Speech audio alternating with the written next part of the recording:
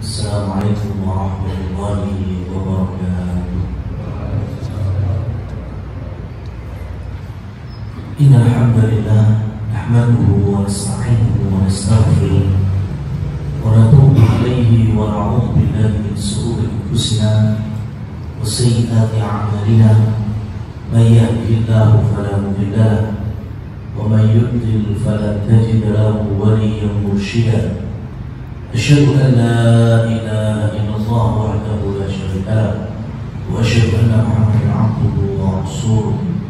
Allahumma shalli wa sallim ala nabiyyina Muhammad, amma ba'du. Kaum muslimin muslimat, jamaah dari rekan-rekan sekalian yang dirahmati Allah, segala puji bagi Allah kita panjatkan setinggi-tingginya atas anugerah dimudahkannya kembali kita untuk bermajelis ilmu, mengawali aktivitas pagi hari ini, menempuh hidayah, menempuh petunjuk. Dan ini bagian dari doa kita minim 17 kali sehari semalam di dalam Al-Fatihah kita masing-masing. Kita berdoa kepada Allah, ihdinas siratal mustaqim. Ya Allah, berikanlah kami petunjuk-Mu, jalan yang lurus. Ketika kita berdoa ihdinas siratal mustaqim, bukan bermakna kita ini tersesat terus, makanya mohon petunjuk terus, bukan. Kenapa kita memanjatkan zikir dan doa hidayah kepada Allah? Karena selepas hidayah kita masih membutuhkan istiqomah di atas hidayah itu. Maka doa ihdinas siratal mustaqim, harapan besar supaya Allah setelah menganugerahkan hidayah taufik berupa iman Islam, Allah istiqomahkan kita senantiasa sampai mata ini tertutup meninggalkan dunia masih di atas kekokohan iman dan Islam. Itu juga betul hidayah. Rekan-rekan sekalian yang dirahmati Allah Subhanahu wa Ta'ala, di hadapan manusia ada perbedaan. Sebagian yang telah mendapatkan petunjuk dengan yang belum mendapatkan petunjuk. Di dalam Al-Quran banyak contoh. Karena ketika kita sudah berdoa ihdinas siratal mustaqim, ayat selanjutnya disebutkan siratal ladzina an'amta 'alaihim ghairil maghdubi 'alaihim waladdallin. Petunjuk kebenaran itu persis seperti orang-orang yang Allah berikan kenikmatan, an'amta 'alaihim. Bukan seperti orang-orang yang Allah murkai, yaitu al-maghdub, dan bukan pula orang-orang yang Allah cap sebagai masyarakat yang sesat dan menyimpang, yaitu ad-dhalin. Dan bukan kita yang menafsirkan, langsung Nabi Muhammad SAW memberikan tafsiran bahwa al-maghdub adalah Yahudi dan ad-dhalin adalah Nasrani. Sehingga kalau kita mau mendapatkan siratal ladzina an'amta 'alaihim, maka jangan seperti Yahudi, jangan seperti Nasrani, tapi seperti an'amta 'alaihim. Siapa mereka? Di dalam Ali Imran disebutkan mereka adalah golongan al-anbiya was-siddiqin wasyuhada wassalihin. Mereka adalah para nabi, para siddiqin, para syuhada, dan para sholihin.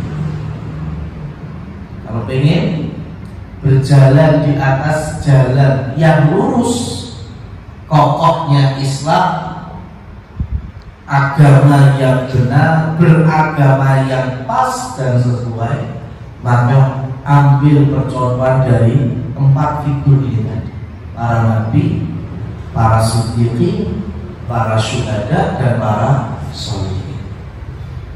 Nah, bagaimana kita tahu? Berarti kita harus mengambil hikmah dari perjalanan kehidupan mereka. Allah saja memerintahkan Nabi Muhammad, waqsusil qasasa. Muhammad, ceritakanlah kisah umat-umat terdahulu, baik itu umat yang ingkar kepada Allah sampai akhirnya Allah ada, atau kisah-kisah para nabi, para rasul, dan orang-orang yang hidup di zaman ini. Dan di dalam Al-Quran, kisah terbanyak dari nabi adalah Nabi Musa alaihissalam, berpencar di beberapa surah. Dan Nabi SAW, Nabi Muhammad menyebutkan, radhiyallahu akhi Musa, semoga Allah meridhai dan merahmati saudaraku yaitu Musa. Laqad udhiya aktsar min hadza fasabara. Sungguh dia telah mendapatkan ujian yang lebih banyak dari ujianku. Ini bentuk tawaduknya Nabi Muhammad. Tapi dia lebih sabar dibanding aku.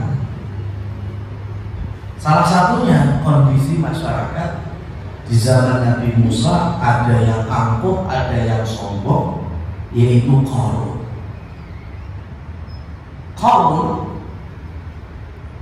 orang yang Allah bukakan dunia di hadapannya,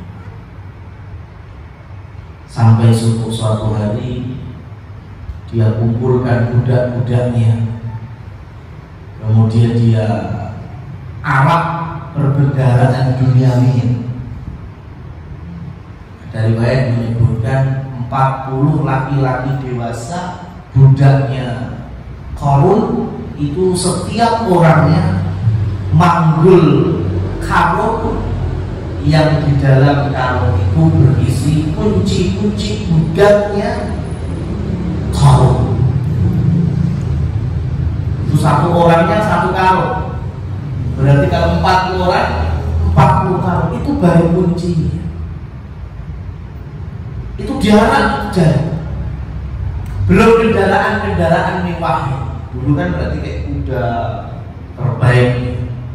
Belum perhiasan-perhiasan. Itu di Mesir. Kayak festival gitu jadi.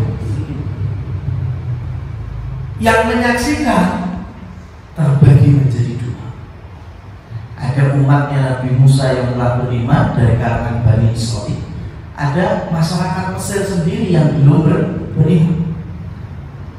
Maka ketika melihat Qarun dan harta mewahnya itu, mereka dari kalangan orang-orang Mesir tadi takjub.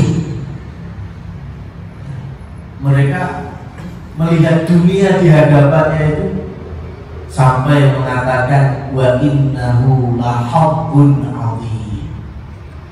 Dan Qarun itu betul-betul dia mendapatkan keberuntungan yang besar. Kalau bahasa hari ini semua menjadi wong sukses tenang, sugih, sudul langit, jenenge wong kaya ngene, sing liyane ora pakai wong. Itu masyarakat Mesir. Di hadapan mereka melihat emas, berlian, macam-macam. Tapi umatnya Nabi Musa yang mana mereka telah Allah berikan hidayah, melihat di hari itu pagi dan siangnya harta-harta yang mewah, mereka berucap, thawaballahu khair, ganjaran pahala di sisi Allah jauh lebih baik daripada ini semua. Yang ada di sisi Allah maksudnya apa? Akhirat, surga. Itu nggak ada bandingannya sama hartanya Qarun, nggak ada bandingan. Ketika di hadapan mereka itu mungkin orang-orang Bani Israil itu juga baru pertama kali melihat kemewahan semacam itu. Tapi karena di dalam jiwa dan hatinya ada keimanan, maka mereka sandarkan hanya kepada Allah Subhanahu wa Ta'ala, sehingga lisan mereka bisa berkata, pahala dan apa saja yang ada di sisi Allah jauh lebih baik daripada yang ada di sisi Allah.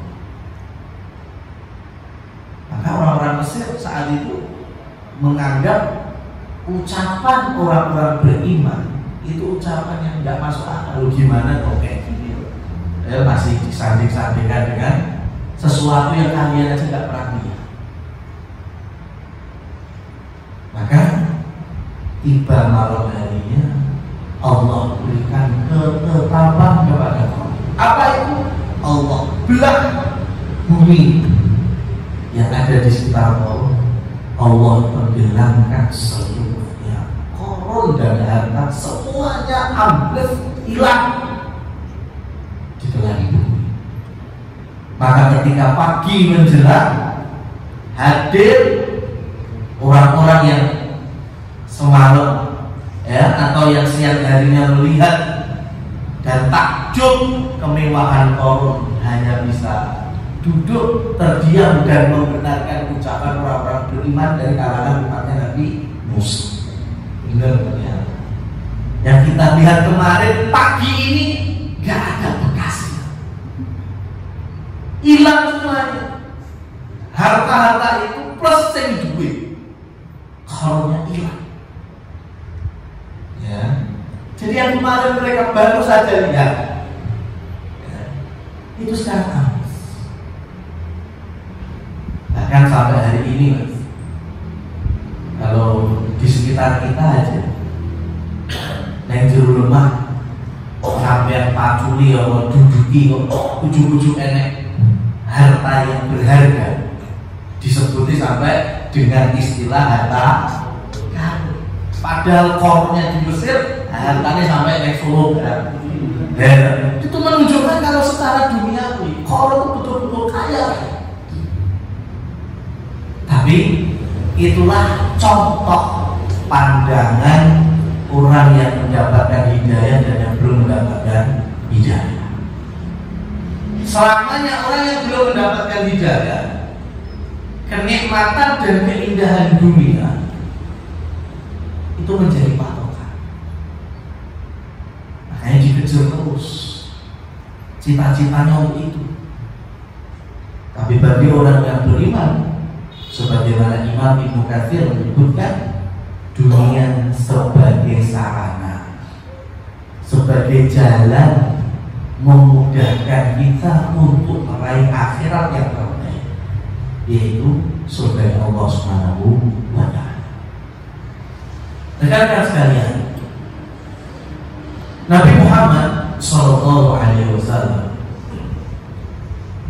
sebagaimana yang kami sampaikan tadi, beliau mengatakan bahwa Nabi Musa, Allah berikan ujian lebih banyak dari dirinya.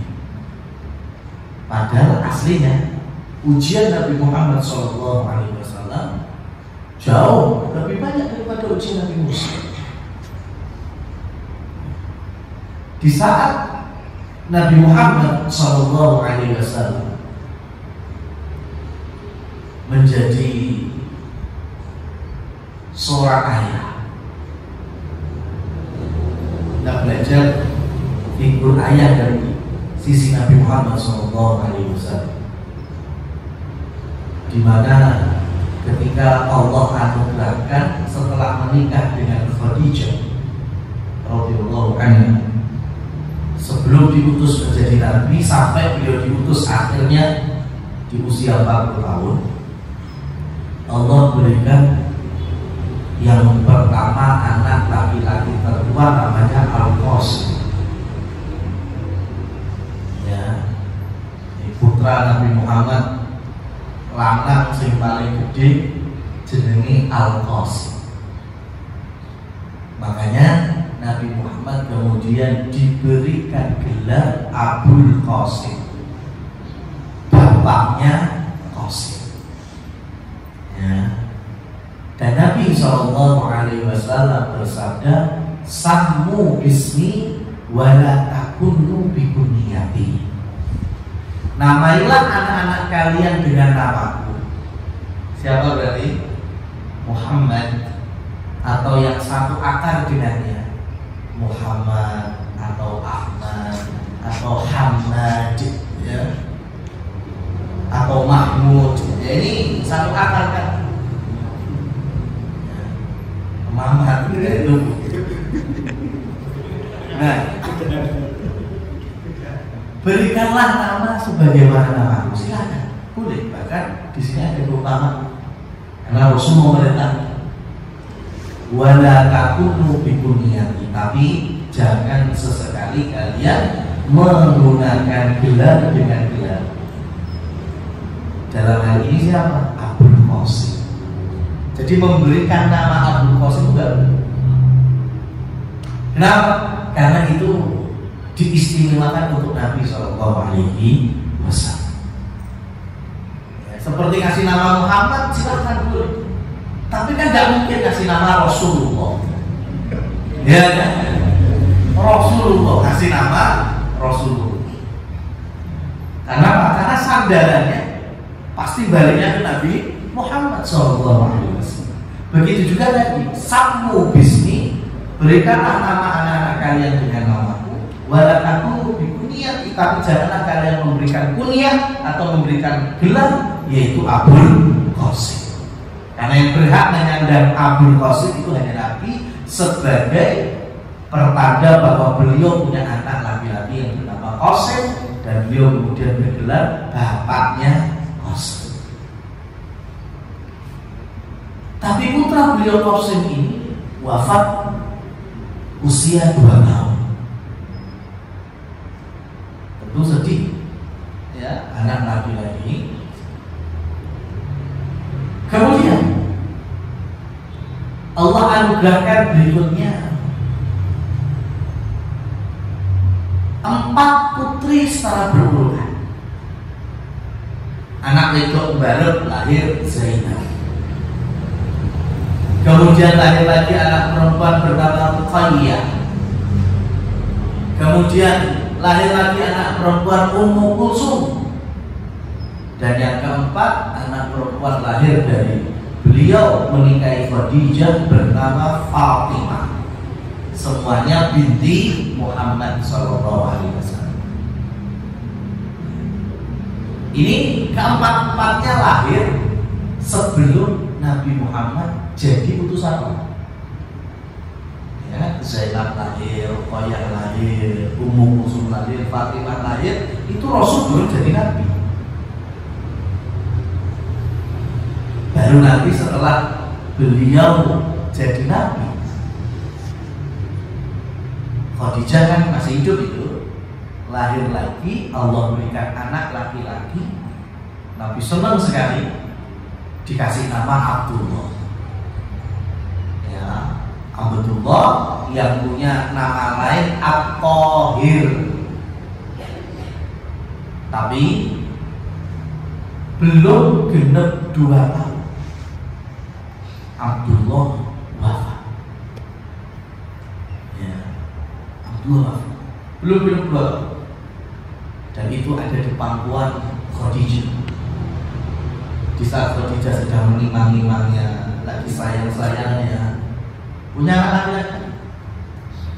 Tapi kemudian Allah wafatkan beliau. Nabi SAW sedih sekali, apalagi Khadijah.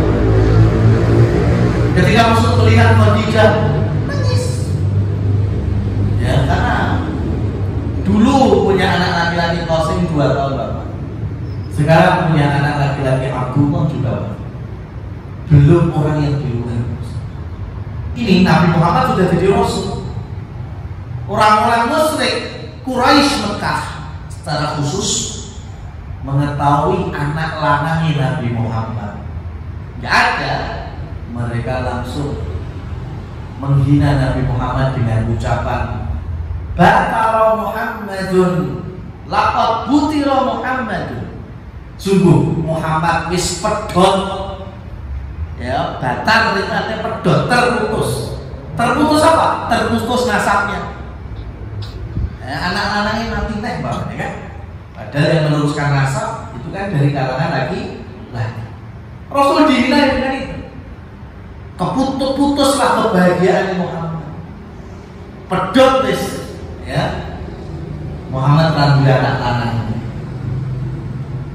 Di saat putranya baru meninggal, Nabi mendapatkan cobaan seperti itu. Maka Allah Subhanahu wa taala turunkan satu surat utuh, ayat yang paling pendek di dalam Al-Quran, yaitu inna a'tainakal kautsar fasholli li rabbika wanhar inna syani'aka wal abtar. Ya Muhammad, sungguh Allah Subhanahu wa taala telah berikan kepadamu nikmat yang banyak. Bahkan di antara nikmat itu Rasul sallallahu alaihi wasallam Allah berikan telaga khusus milik Nabi, yaitu yang bernama Al-Kautsar. Besok di akhirat Rasul punya telaga Al-Kautsar. Maka dirikanlah sholat dan menyembelih. Ini nanti menjadi syariat, ya, adanya sholat Idul Adha dan juga adanya syariat berkurban. Inna syani'aka wal abtar. Sesungguhnya orang-orang yang menghinamu tadi, orang-orang yang tidak mendapatkan petunjuk dari Allah, orang-orang yang musyrik, yang kafir, mereka lah sesungguhnya yang abtar, yang terputus. Sing sakjane pedhot iki mereka itu. Terputus dari apa? Terputus dari rahmat Allah, terputus dari naungan Allah, terputus dari hidayah Allah, terputus dari kebaikan-kebaikan. Ayo pilih mana kan? Ya, di dunia Allah uji dengan wafatnya orang yang kita cintai, dibandingkan nantinya Allah tidak berikan rahmatnya ketika di akhirat. Ini motivasi bagi Nabi Shallallahu Alaihi Wasallam. Ketika beliau sedih, Allah turunkan ayat Inna syani'aka wal abtar. Orang-orang yang menghinamu itulah yang sejatinya mereka terputus. Maka kemudian Rasulullah SAW mendatangi Khadijah. Setelah turun ayat ini, Jibril juga membisikkan kepada Nabi bahwa tenangkan istrimu, karena kelak dia akan bertemu lagi dengan Abdullah di surga. Maka Rasul pun mengkhabari ini kepada Khadijah. Baik Khadijah, sudah, nanti kita akan berjumpa kembali dengan Abdullah. Bukan di sini tempatnya, tapi di surga. Nah, Khadijah pun kembali normal, bisa ikhlas, bisa nomor. Yang awalnya sedih, makanya sedih ketika kita mendapati orang yang kita cintai nggak ada, itu manusia. Nggak dilarang, sedihnya itu nggak dilarang. Yang dilarang itu berlebihan. Nangisi plus bengak-bengok, nah itu yang dilarang. Ya kan? Nangisi jambak-jambak, ya, nampar-nampar pipi, nyobek-nyobek baju. Nah itu yang bilang, kamu sedihnya manusia, ya, sedihnya itu manusia. Rasul sedih, Khadijah juga sedih. Sampai nanti, ya, di tahun ke-8 Hijriah, Rasul Shallallahu Alaihi Wasallam dari seorang budak yang digauli oleh beliau yang bernama Maryam Al-Qibtiyah, lahir lagi bayi laki-laki yang bernama Ibrahim.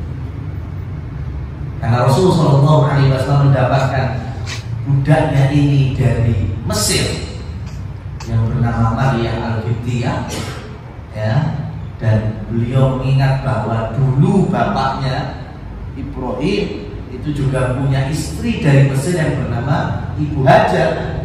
Maka kemudian Rasul memberi nama anaknya ini bernama Ibrahim untuk mengingat, ya, kakeknya, yaitu Nabi Ibrahim Sallallahu Alaihi Wasallam.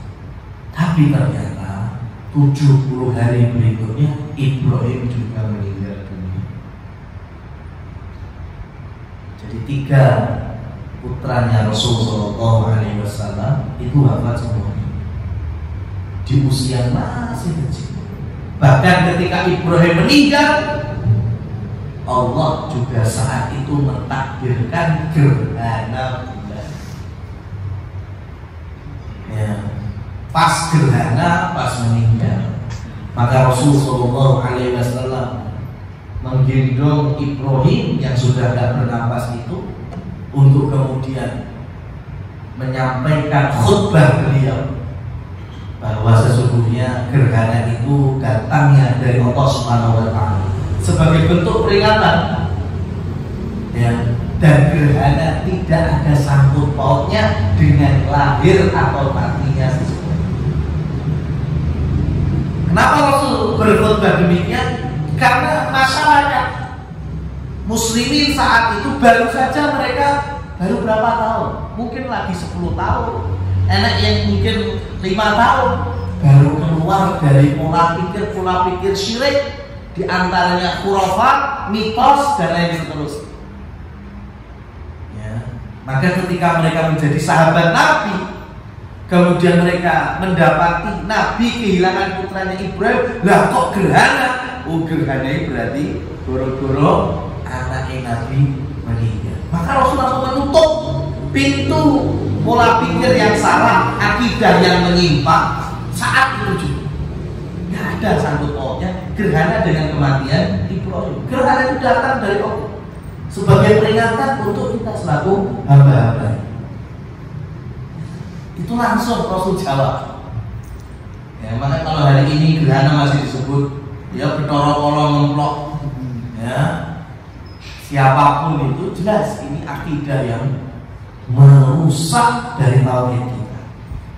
Tidak ada sangkut pautnya. Sangkut pautnya adalah hubungannya kemaksiatan, dosa, ya, penyimpangan yang kita lakukan. Nah itu Allah kemudian memberikan peringatan, banyaknya gempa, musibah, diantaranya juga seringnya terjadi gerhana. Nah, ma'asyiral muslimin wal muslimat rahimani wa rahimakumullah, patut kita bertanya hikmah kenapa Allah berikan cobaan kepada Nabi Muhammad SAW ketika mendapatkan anugerah 3 keturunan laki-laki, tapi Allah wafatkan di usia masih bayi, belum bisa kita katakan anak ya, masih bayi, 2 tahun, sak durunge 2 tahun, ya, 70 dino, itu kan masih bayi, masih balita semuanya. Yang pertama, Al-Quran menyebutkan bahwa Nabi Muhammad SAW adalah Khatamun Nabiyyin. Khatamun Nabiyyin artinya penutup para nabi, ya, penutup para, itu Nabi Muhammad. Artinya tidak mungkin ada nabi ataupun rasul sepeninggal beliau. Ini harus kita imani, ini bagian dari keyakinan wa asyhadu anna Muhammadar Rasulullah. Jadi kalau ada siapapun dari manapun bentukannya kaya apa, kok ngaku nabi, yaitu ya jelas menyimpangnya.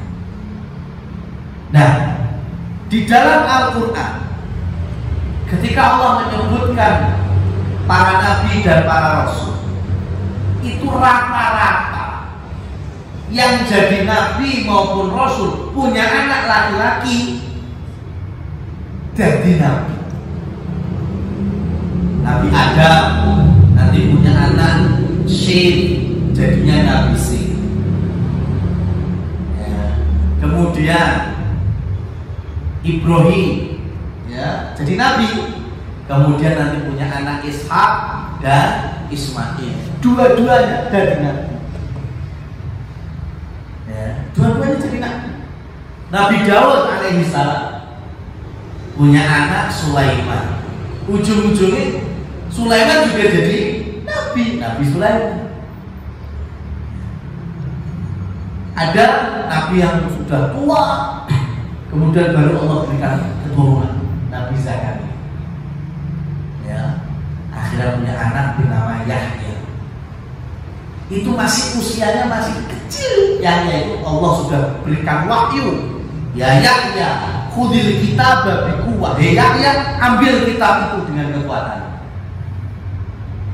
Yahya bin Zakaria jadi nabi.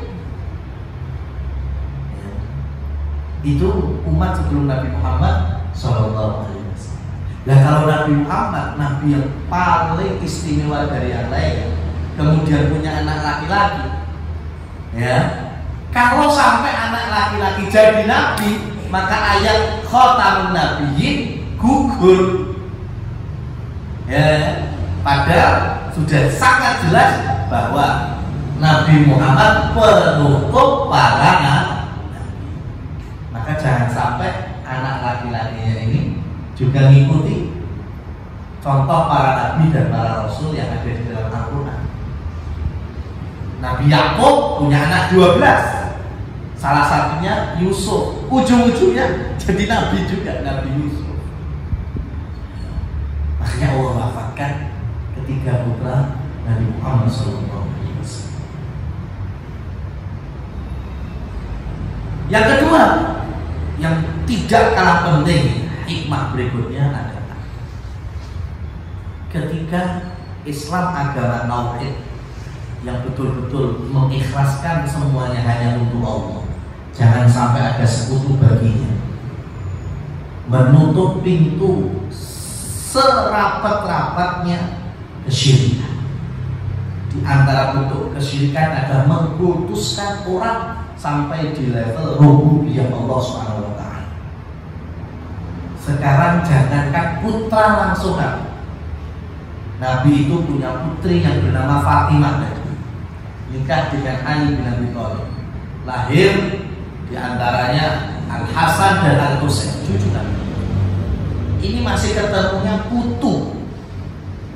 Ya, itu aja ada sebagian kelompok yang mengatasnamakan muslimin yang kemudian mengkultuskan Husain, bahkan sampai di level kakeknya yaitu Nabi Muhammad atau di atas. Itu lagi putune. Nah kalau putra Nabi Muhammad Allah takdirkan hidup dengan usia yang panjang, luwih lagi. Makanya Allah Maha mengetahui ciptaannya. Ya. Maka Allah takdirkan sebelum mereka ini balik, Allah sudah wafatkan semuanya. Dan kenyataan hari ini betul. Husain diputuskan, ya, diperingati, diteriaki-teriaki, ya Husain, ya Husain, ya Husain. Itu lagi putune. Coba anaknya langsung tambah jelas. Sehingga yang tersisa dari keturunan Nabi Shallallahu Alaihi Wasallam adalah putri, keempat putrinya.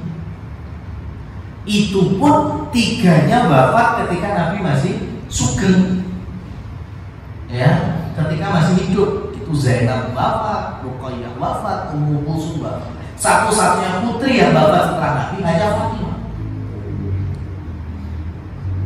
Sehingga ketika kita bicara sirah Nabi Muhammad SAW, bicara keturunan, itu pasti pembahasan lebih banyaknya putri-putri Nabi. Kenapa? Karena para ulama betul-betul ingin mensyiarkan, mengkampanyekan bahasa kita bahwa Islam adalah agama yang betul-betul memuliakan wanita. Ya, Rasulullah SAW ketika beliau punya 4 putri, itu 4-4-nya istimewa. Bahkan ketika meninggal, Rasul pun juga memuliakan mereka. Bahkan sampai ada sebagian sahabat yang punya putri wafat, ya, ada yang 2, ada yang 3 meninggal, ada yang masih keguguran. Ya.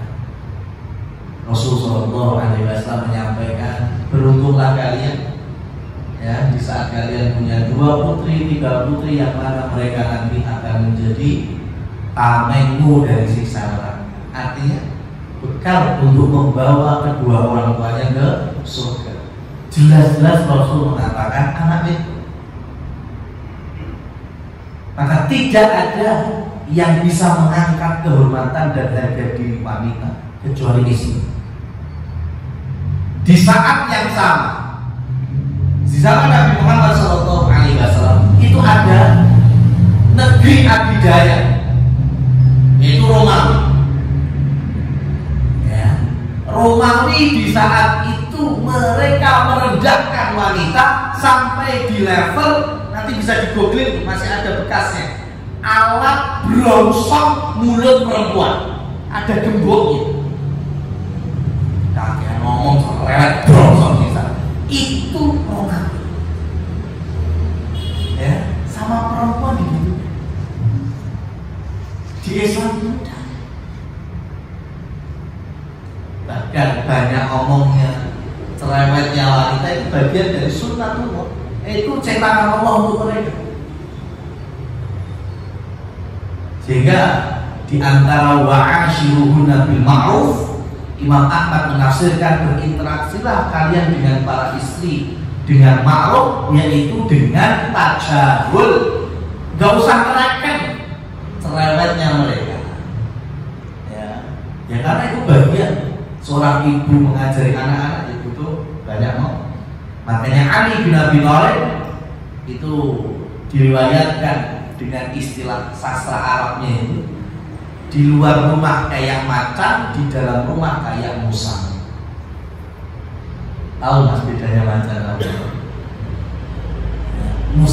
Macan itu kan kelihatan gagah, berani. Kalau musang itu binatang yang terkadang merem melek. Ya, itu musang. Nah, apa yang dimaksudkan bahwa Ali itu kalau di luar rumah macan, kalau di dalam rumah musang? Di dalam rumah musang itu ya, pokoknya kalau kita tidak ridho, ya, atau kita lagi sumpah dengan ya pasangan yang banyak, kita merem dulu, ya. Supaya aku itu lagi wis ridhone seneng melek, gitu. Ya, nggak usah mabuk, gitu. Ya, itu contoh dari Ali bin Abi Thalib radhiyallahu anhu. Satu lagi negara adidaya berikutnya yaitu Persia. Undang-undang dari Kisra Persia, bayangkan sampai membolehkan saudara laki-laki menikah dengan saudarinya. Itu ada di zaman Nabi Muhammad SAW.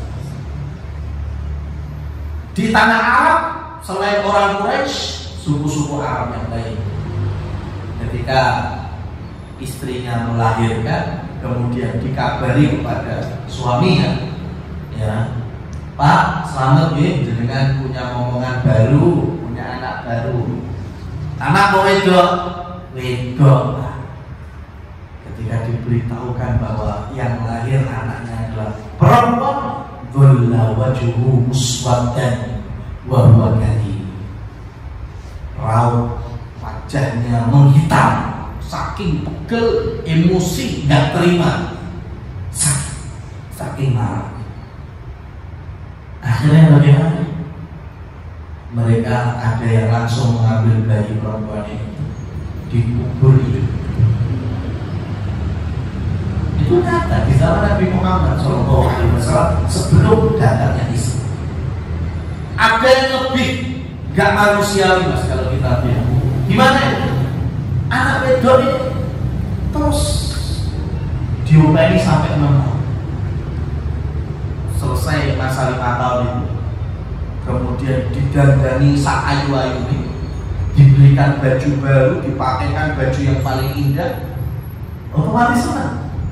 Ya, bocah didandani, dikai barang sayangannya, kemudian bapaknya ngajak jalan-jalan. Oh, tambah senang. Diajak jalan-jalan bapakmu dalam kondisi paling ayu ini. Sama ayahnya diajak jalan-jalan, padang pasir yang bapaknya sudah membuat lubang sumur atau kubang. Kemudian nanti di tempat itu bapaknya bilang, coba dong ingat yang jerupi ya opo. Ketika anak perempuannya ngikut, maka dari belakang bapaknya dorong. Otomatis minta tolong hari. Ya tolong ya tolong. Yang ada bukan ditolong tapi ditambahi, diulung dengan tangan. Itu betul aja. Yang menghapus semua ini apa? Islam. Ya. Maka tidak ada kehormatan di samping ya perempuan kecuali di situ ada Islam dan syariat itu yang sempurna. Maka semakin muslimat itu dekat dengan Islam dan syariatnya, ketentuannya dari Allah dan Rasulnya, maka akan semakin terhormat, semakin mulia. Tapi semakin jauh, semakin ngaduh dari ajaran Islam, maka perempuan itu semakin hilang kehormatannya, semakin hilang malunya, semakin terkikis fitrahnya, bahkan semakin hilang harga dirinya. Islam datang memuliakan mereka dengan menutup aurat, membuka aurat, semakin menelanjangi mereka sendiri. Ya, Islam membawa mereka safar ditemani makronya, ya kan, diragukan banyak. Tapi semakin perempuan itu mandiri dalam hati sudah pokoknya yang diri semakin fitnah muncul di sisi. Makanya Rasulullah SAW Allah berikan 4 putri yang semuanya hidup dan besar bahkan sampai menikah. Ini sebagai uswah, sebagai suri tauladan bagi muslimat mukminah. Ketika Rasulullah SAW ditanya oleh sebagian sahabat, ketika Nabi SAW menikahi Aisyah putri Abu Bakar, tahun berikutnya Rasul melamar dan menikahi Hafsah putri Umar, di mana Abu Bakar dan Umar cocok dengan Nabi Muhammad. Putrinya dinikahi oleh Nabi Muhammad SAW. Dan di hari itu ada orang juga yang sangat dekat dengan Nabi, menjadi panglima tertinggi, ya, dan hubungan secara nasab masih dekat, yaitu paman dan ponakan, yaitu Hamzah bin Abdul Muthalib. Hamzah paman Nabi Muhammad SAW, ponakannya. Meskipun secara nasab paman dan ponakan, tapi secara usia mereka sebaya. Karena Nabi lahir 2 tahun setelah Hamzah, berarti kan sapantaran. Maka nggak heran dan tidak bisa menyalahkan sebagian sahabat ketika mereka usul, ya Rasulullah, kenapa engkau menikahi Aisyah putri Abu Bakar, menikahi Hafsah putri Umar? Hamzah kan juga punya anak wedok, kenapa enggak engkau nikahi juga? Anaknya Hamzah dengan Nabi itu apa?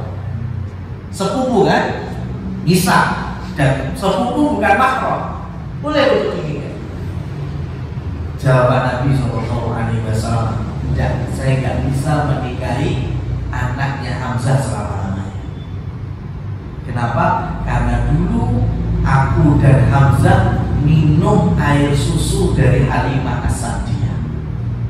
Ya, jadi ternyata Nabi sama Hamzah itu dulunya sepersusuan. Jadi otomatis menjadi saudara sepersusuan. Berdua Hamzah ngambil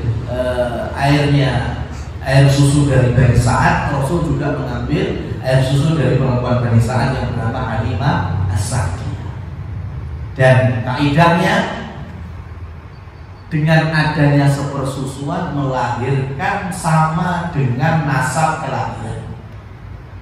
Artinya, kalau Hamzah dan Rasul SAW saudara sepersusuan, Ya, berarti anaknya Hamzah apanya Nabi?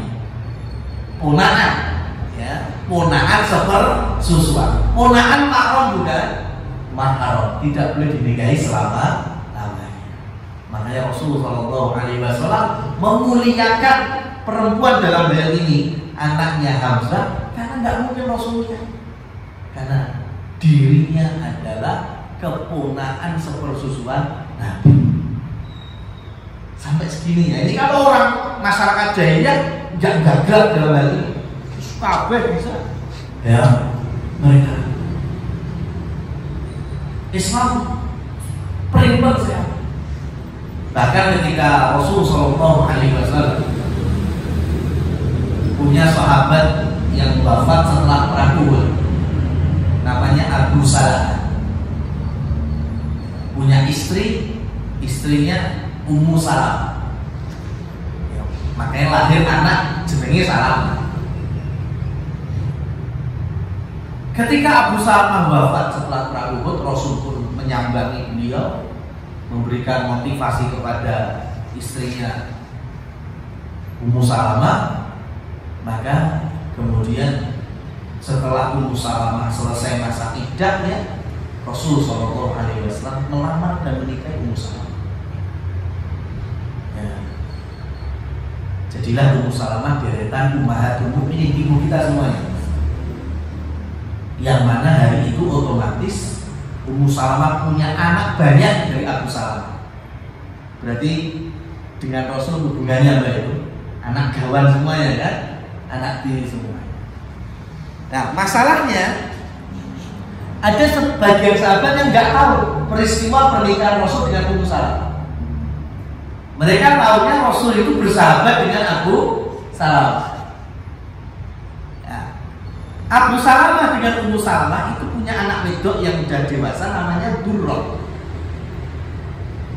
Maka ada lagi sahabat yang bertanya, ya Rasul, tidakkah engkau menikahi Durrah? Ini putri sahabat. Rasul SAW menjawab pertama dengan jawaban, karena aku telah menikahi ibunya. Telah menikahi ibunya. Siapa? Menikahi Ummu Salamah. Yang mana hadis ini nantinya menjadi turunan fikih yang penting sekali. Karena aku telah menikahi ibunya dan selamanya aku tidak bisa menikahi Durrah. Bagaimana ini kondisinya? Nah, ini turunan fikih. Saya nggak kasih contoh Nabi langsung ya. Nanti lek kena elekin Nabi kan saya kualat.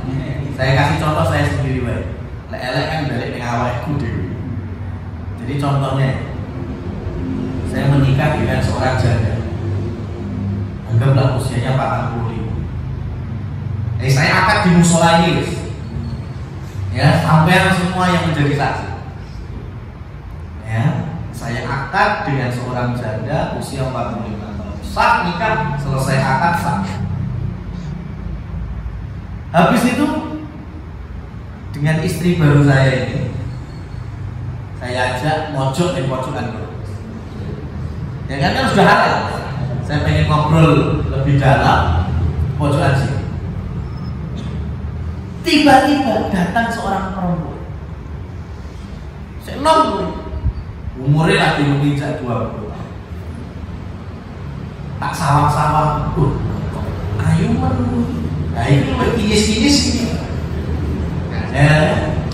Kemudian saya tanya ke istri baru saya, ini siapa? Sambil membawa jamuan. Ya. Kemudian istri saya baru kemudian berkata, ya Allah, mohon maaf, lali lo tak kenali. Ini anak wedok baru. Dengan pernikahanku sebelumnya ini yang baru. Ya. Nah, dulu saya SMA. Wah, ngerti yo.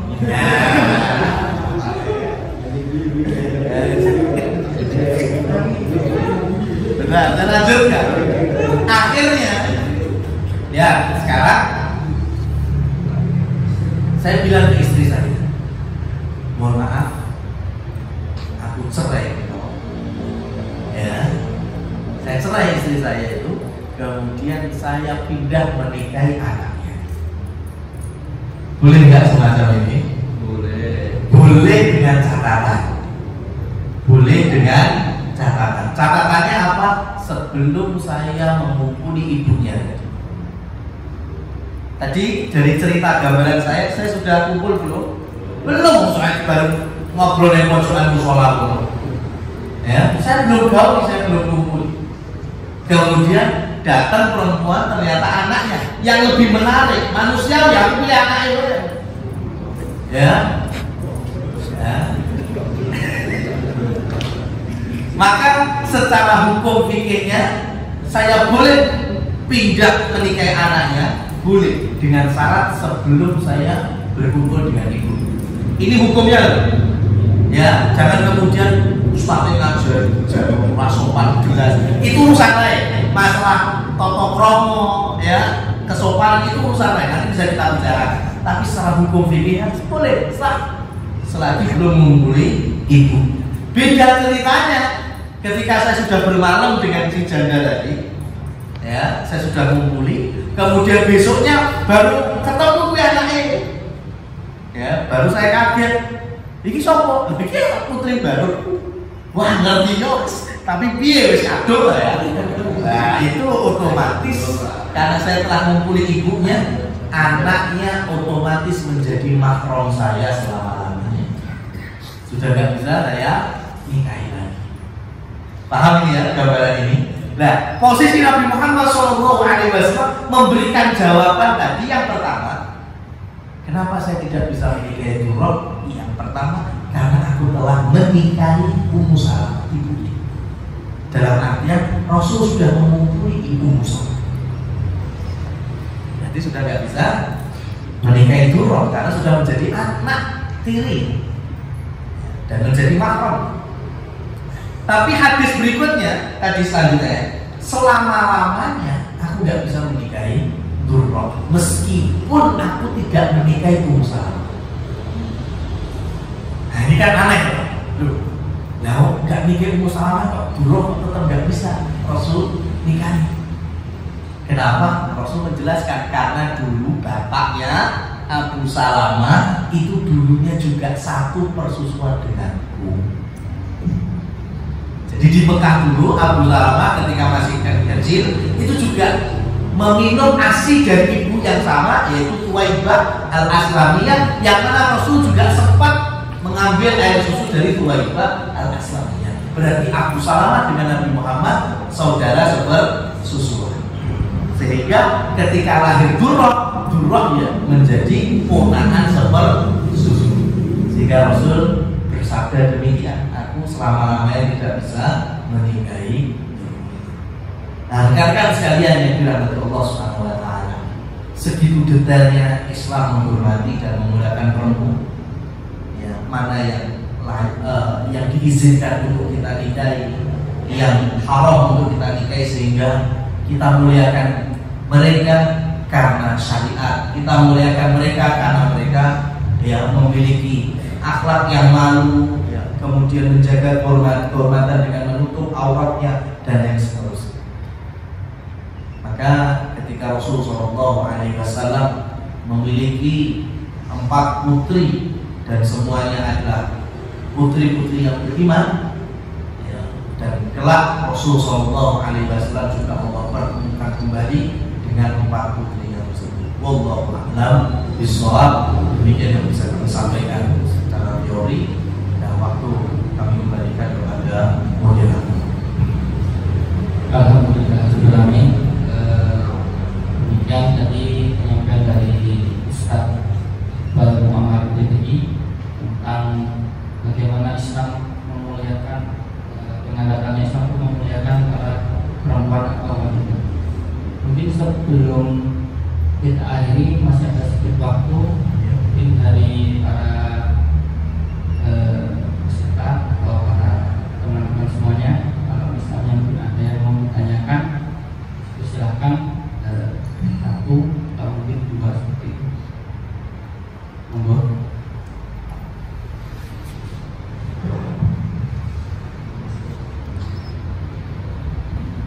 Oh ya.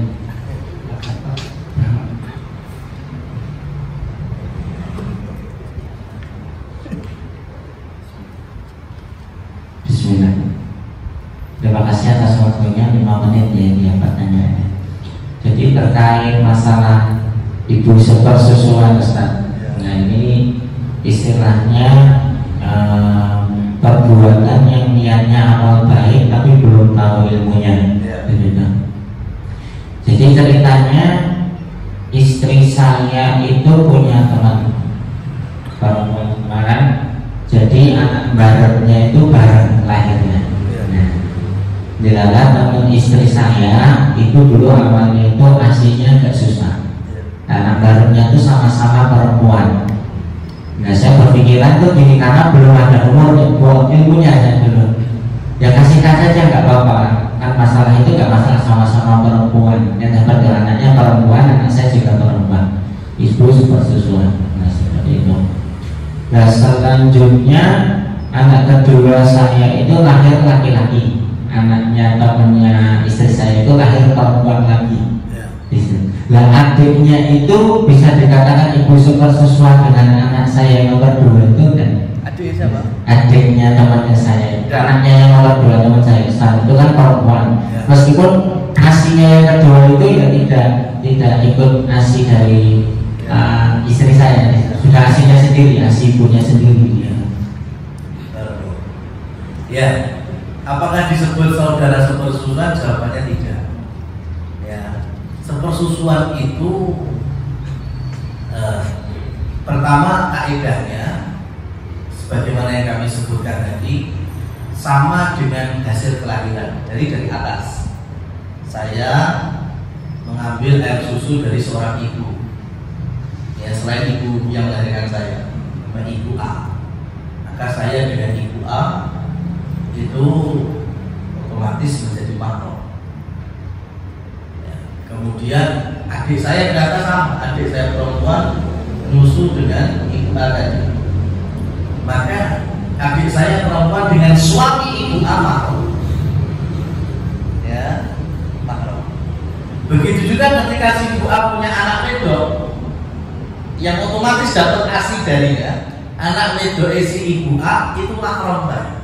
Itu saudara sepersusuan. Lain dua anak-anak, ya, kemudian disusui juga oleh si ibu A tadi dengan adik perempuan saya, itu juga mahram karena sepersusuan.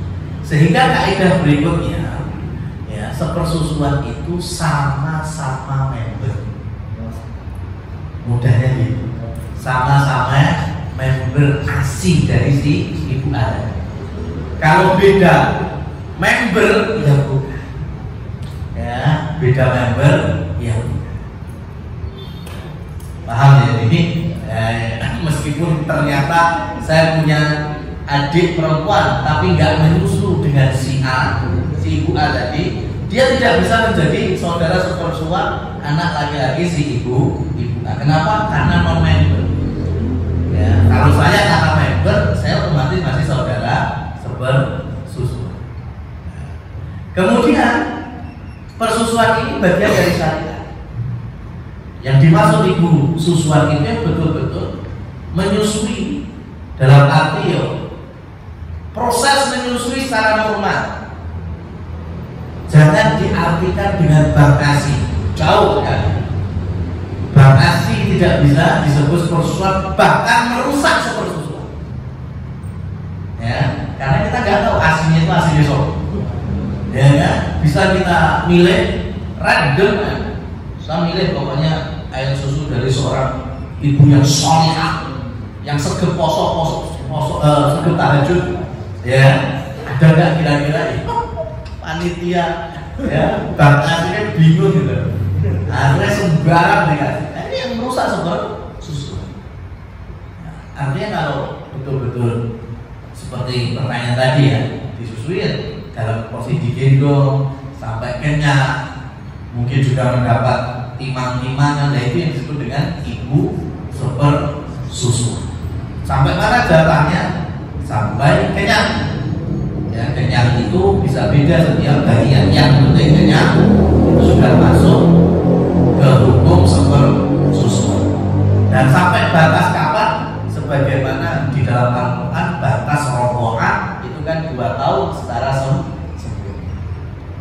anak yang masih usia bulanan atau 1,5 tahun atau menjelang 2 tahun nggak disusui, itu masih masuk hukum sepersusuan. Wallahu a'lam. Demikian ya, semoga bermanfaat. Untuk kita tutup ya dengan doa kafaratul majlis. Subhanallah wa bihamdika asyhadu an la ilaha illa anta astaghfiruka wa atubu ilaik.